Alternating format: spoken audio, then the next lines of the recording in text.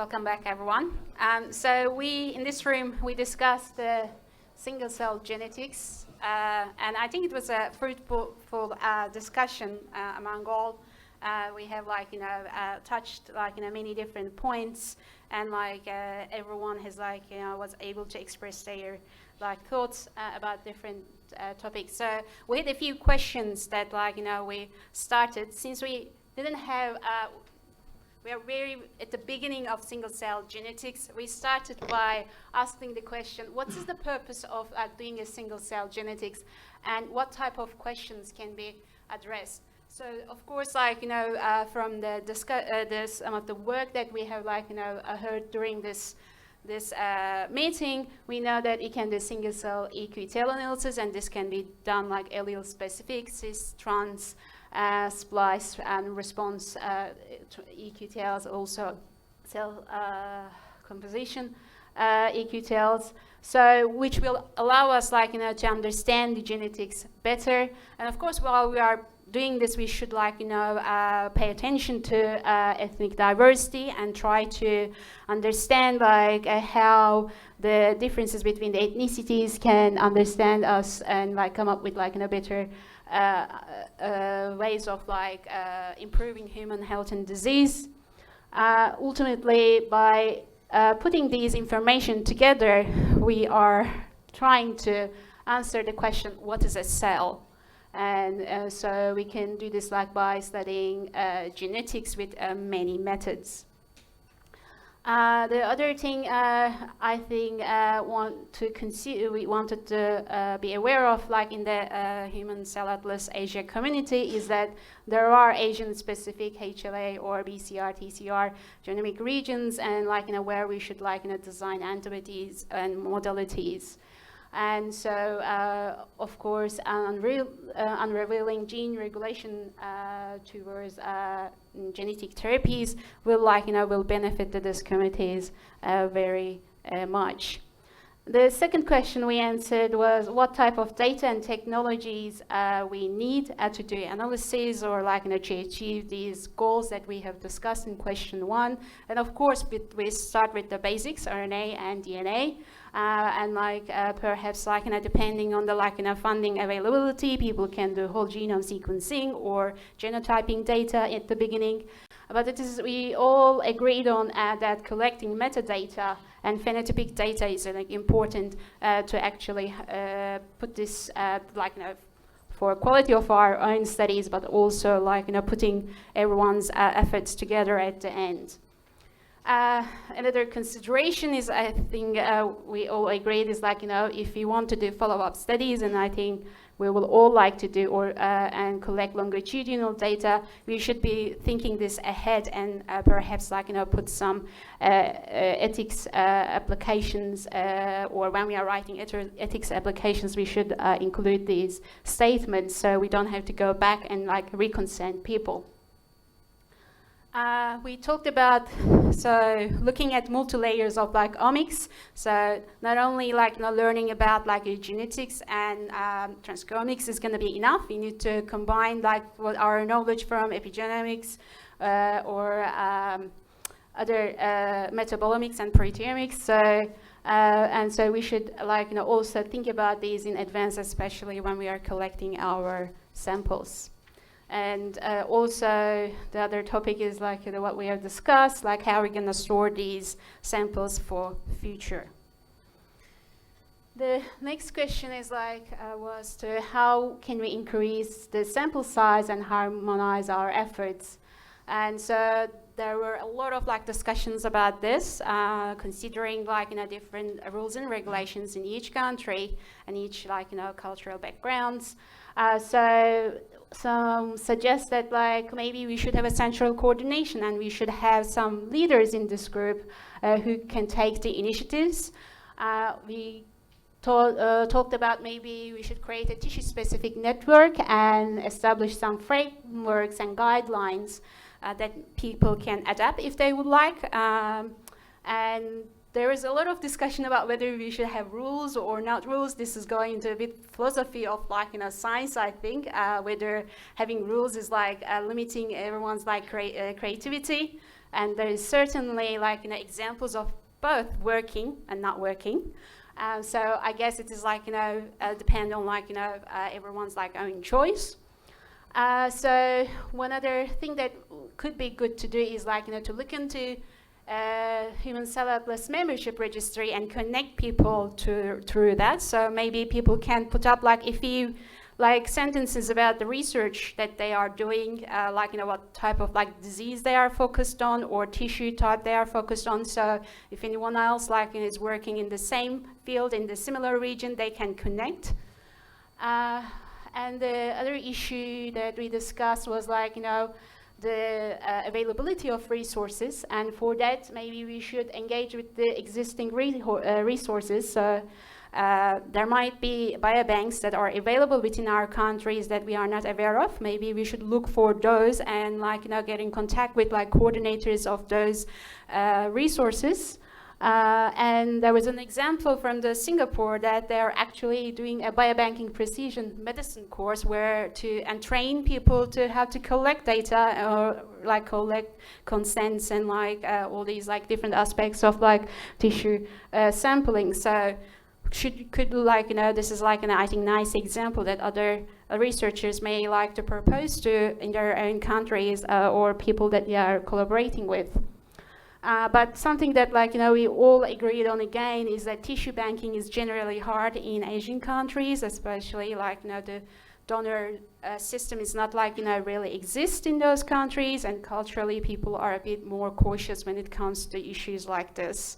So to do that, we think that we need to educate the society by communicating to donors more, the funders, and especially like talking to clinicians, and telling them more about the benefits of human cell atlas in Asia. So like we have seen like in the GTEx, like how they like translated their pamphlets into different languages. So something similar could be done like by each country, or there could be like a nice video about like explaining what is a human cell atlas and how it can benefit, and put into websites. And there's one other issue that we have discussed was like what is the benefit like if we go to countries where they are less like fortunate in terms of like research availabilities, especially like income where low income countries. How we're gonna like if we want to study the genetics, single cell genetics in these communities, what is the benefit we're gonna provide to those communities? And one way of like giving back to those communities in the short term could be actually training like researchers from those communities, and so they can actually eventually do their own experiment and analysis and become independent. So these are the things that we have discussed, and of course, like this is the very beginning, exciting road, I think, in terms of like single cell genetics. And if anyone has any questions, we are happy to open the floor for discussion for a few minutes.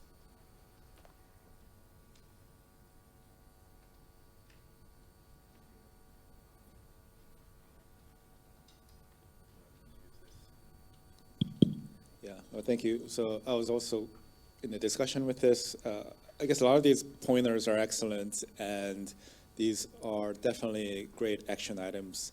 But all of this will require a person or people or group to actually execute them. And I know it's a lot of work, however, it's necessary, and I think hopefully there's enough enthusiasm and interest and passion towards building this.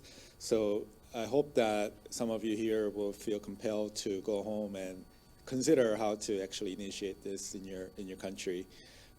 At the same time, we can also think about how we can create this kind of tissue-specific networks and have some coordinated efforts so that we can share our experiences and harmonize some of our efforts. And I think hopefully there will be some compelling reasons to take actions, and I think that's just one thing I wanted to say. Because without any actions, it's just talking points. So, anybody else want to rebuttal that, or any comments on? genetics. Shyam? Thanks for summarizing that. I think it's a really important topic, and as we've seen, Asians are underrepresented in all genetic consortia. And it's not unique to the single-cell field. The fact that Asians are underrepresented, or non-European populations are underrepresented in genetic databases, has been known forever. And that's why we had, Human Genome Diversity Project and 1,000 genomes and stuff like that, that underrepresentation persists despite best efforts. And I'm just trying to, why? Thank you. I didn't hear that. Why does that happen? And why is Asia not doing genetics generally in the DNA sense and genetics in the single cell RNA or gene regulation sense also? Right? My personal opinion, this is a bigger issue in the society that we exist today, in the world, and it is historical connotations that we are trying to get over those, I think, and we are recovering from those mistakes that has been done, I think, in the past as a human race. Maybe there are also two parts to this. One is education. So I think the stigma that I'm going to share my genetic information is still, to a certain point, a bit of a, voodoo, or, there's some scare to the culture in some of these countries. Second thing is funding. And I think there hasn't been such a strong effort to have massive scale, because sequencing is still very expensive, unfortunately, and it's changing and it's getting better. So hopefully that may motivate some of the funders. But I think maybe the third thing that I want to mention is it's more of a modern issue, is kind of what we're going to do with the data. And I think a lot of funders are asking these questions. Okay, you've done GWAS, now what? So I think this question is lingering, unfortunately, especially they want to transition away from basic research to more translational research. So how can we compellingly convince these funders? So there's education and costs and persuasion. Really, yeah. Well, two comments. One is that very often we are too realistic and we start to think, oh, but we cannot do this, we cannot do because the agency. I think that we should just list here what is important to do, and then probably figure out later what we can do to discuss with the funding agency, and without limiting our own reasoning here, because things are difficult. And another thing that related to what the funding agency would like to hear, I think that probably we should consider to write a document as an outcome of the discussion in these days here, to say what should be done for the HCA-Asia.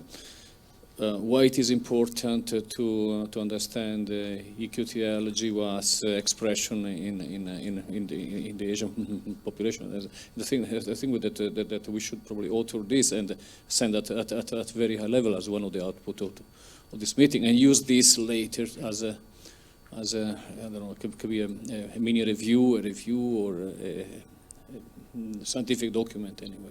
Cited in our grant proposals. Yeah, I mean, it will be very much more easier to write our grants. You are suggesting a white paper from these discussions?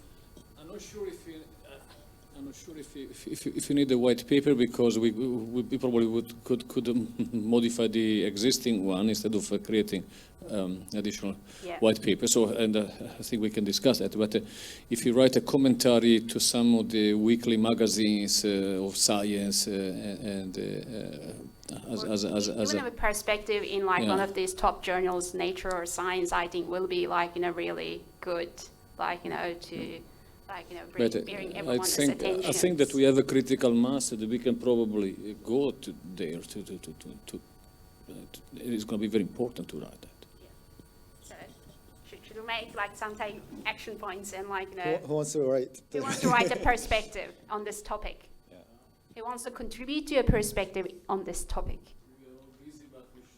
Okay, no, I saw a hand we from should, Kristen Mills. I want to get some names down. So please put your hands up if you want to contribute to a perspective in this. Okay, All we have right, 3. all right. All right. Okay. So That was great. really good. Hold All on, right. let me take a photo of this.